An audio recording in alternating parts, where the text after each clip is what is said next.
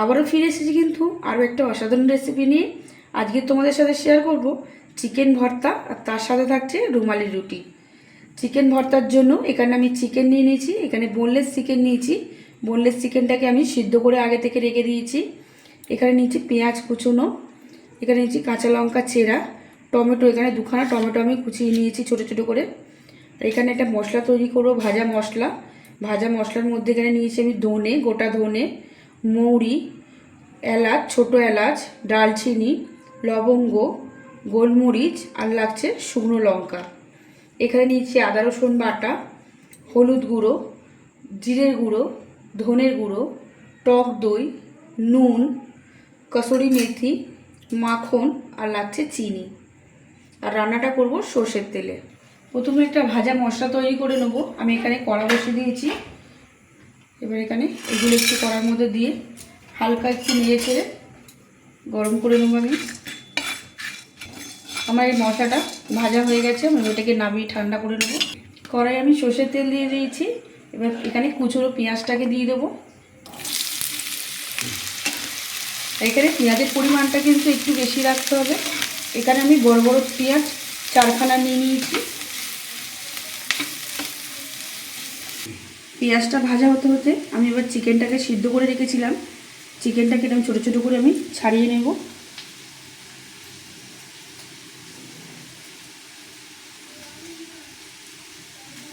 এরকম ছোটো ছোটো পিস করে নেব চিকেনটাকে। চিকেনগুলোকে কিন্তু সবগুলো চিকেন এরকমভাবে ছোটো ছোটো পিস করে নিয়েছি। আর এর ভেতরে চিকেন সিদ্ধ করার পরে যে স্টকটা আছে, স্টকটার মধ্যেই আমি চিকেনটাকে রেখে দিয়েছি। এখানে পেঁয়াজটা ভাজা হয়ে গেছে। এবার এখানে আদা রসুন বাটাটা দিয়ে দেবো।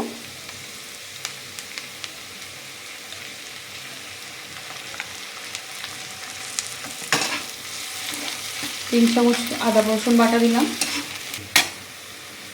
এবার এখানে টমেটো কুচি দিয়ে দেবো, পরিমাণ মতন নুন দিয়ে দেবো।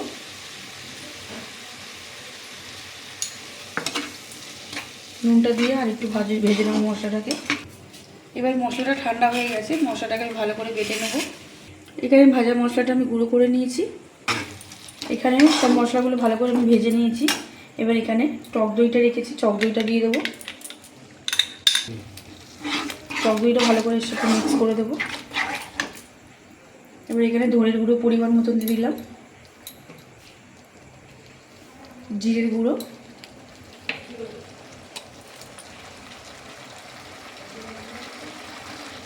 হলুদ গুঁড়ো। ভালো করে এবার মশলাটাকে এর মধ্যে দিয়ে কষিয়ে নেবো একটু। যতক্ষণ না তেল ছাড়বে মশলাটাকে ততক্ষণ কিন্তু মশলাটা আমি কষাতে থাকবো। আর এখানে চিনি দিয়ে দিচ্ছি। মশলা থেকে যতক্ষণ না তেল ছাড়বে আমি মশলাটা কষিয়ে নেব। মশলাটাকে কিন্তু খুব ভালোভাবে তেল ছেড়ে দিয়েছে। এবার এখানে আমি কাশ্মীরি লঙ্কা আর গুঁড়ো লঙ্কা আমি এর মধ্যে 1 চামচ দিয়ে দিয়েছি। চিকেন ভর্তার মধ্যে কিন্তু খুব বেশি ঝাল হয় না, ওই জন্য এখানে আমি 1 চামচ মতো গুঁড়ো লঙ্কা দিয়েছি। মশলাটা খুব ভালোভাবে কষানো হয়ে গেছে। এবার এখানে চিকেনগুলোকে দিয়ে দেবো। চিকেনগুলো দিয়ে দিয়েছি, আর চিকেনের যে স্টকটা আছে ওটাও দিয়ে দিলাম।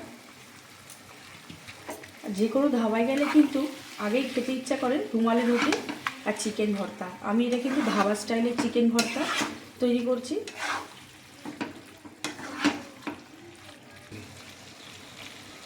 এবার এখানে একটু লেবুর রস দিয়ে দিচ্ছি।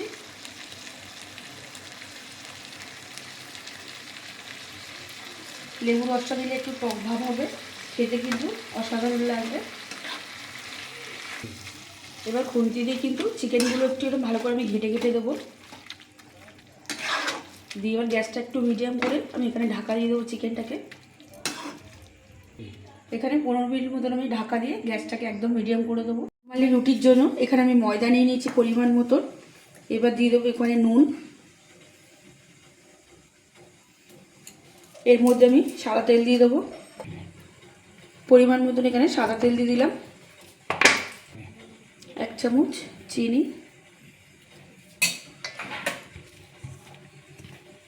ভালো করে এবার ময়দাটাকে আমি একটু এরকম করে করে মিক্স করে দেবো। এবার এখানে ময়দাটা মাখার জন্য আমি গরম জল করে নিয়েছি।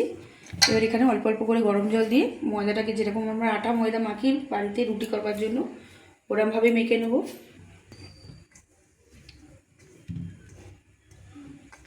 আর এখানে গরম জল দিয়ে ময়দাটা মাখলে কিন্তু খুব সফট হবে, একদম নরম তুলতুলে হবে রুটিটা, রুমাল রুটি। ময়দাটা আমি খুব ভালোভাবে মেখে নিয়েছি। এবার এটা আমি 1 ঘন্টা মতন রেস্টে রেখে দেবো। চিকেন থেকে কিন্তু বেশ অনেকটা পরিমাণে তেল বেরিয়ে গেছে। এবার এখানে আমি ভাজা মশলাটা করে রেখেছি, ভাজা মশলাটা দিয়ে দেবো। এই ভাজা মশলাটা দিয়ে কিন্তু দারুণ একটা গন্ধ বেরোবে।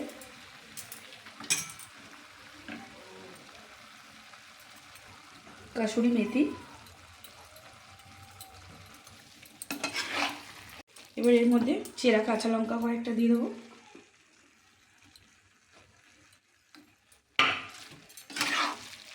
দিয়ে আর একটু আমি কষিয়ে নেব। কালারটাও কিন্তু অসাধারণ এসছে। এবার এখানে আমি 1 চামচ মতন মাখন দিয়ে দেবো।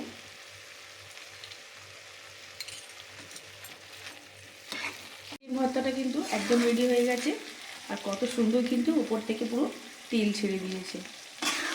আমি এবার এটাকে নামিয়ে নেবো। ময়দাটা 1 ঘন্টা আমি রেস্টে রেখেছিলাম। এবার রুটিটা আমি বানিয়ে নেবো। এরকম সাইজের আমি লেচি কেটে নেব।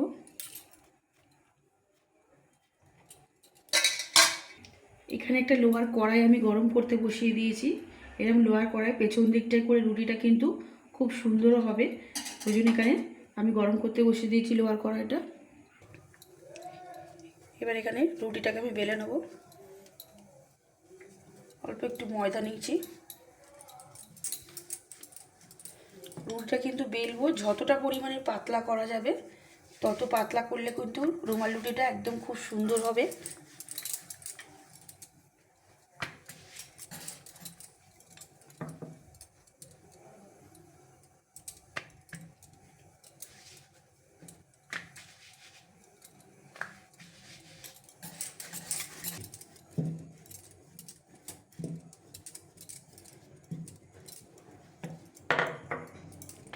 এখানে কিন্তু রুটিটা খুব একদমই পাতলা হয়েছে, আর তলা থেকে কিন্তু হাতটাও বোঝা যাচ্ছে। এবার রুটিটা আমি এরকম উপর থেকে দিয়ে দেবো।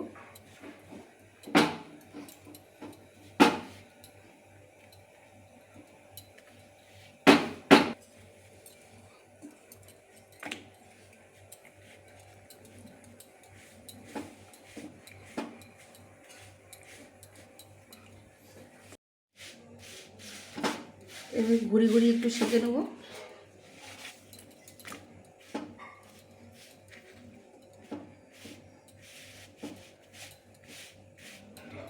দুই পিঠই কিন্তু খুব ভালোভাবে সেঁকা হয়ে গেছে, আর রুটিটা কিন্তু একদমই নরম হয়েছে।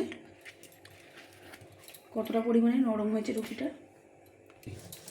ওরমভাবে কিন্তু পাতলা করে আবারও একটা তৈরি করে নেব।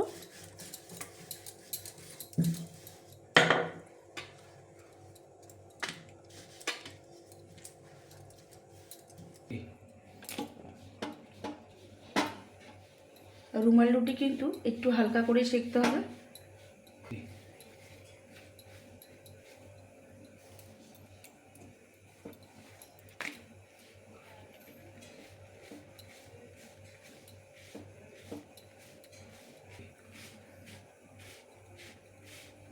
আস্তে আস্তে কিন্তু রুটির সাইডগুলো এরকম ফুলে ফুলে উঠছে। আমার একদম রেডি হয়ে গেছে রুমাল রুটি। এটাও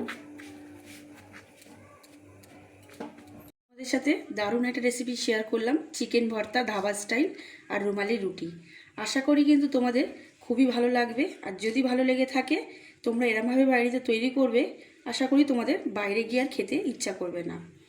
আর যদি ভালো লেগে থাকে তাহলে প্লিজ একটা লাইক কমেন্ট শেয়ার, আর যারা এখনও পর্যন্ত আমার চ্যানেলটাকে সাবস্ক্রাইব করোনি প্লিজ তাদের কাছে অনুরোধ রইল আমার চ্যানেলটাকে সাবস্ক্রাইব করে আমার পাশে থাকার জন্য, আর বন্ধুদের সাথে বেশি করে শেয়ার করার অনুরোধ রইল।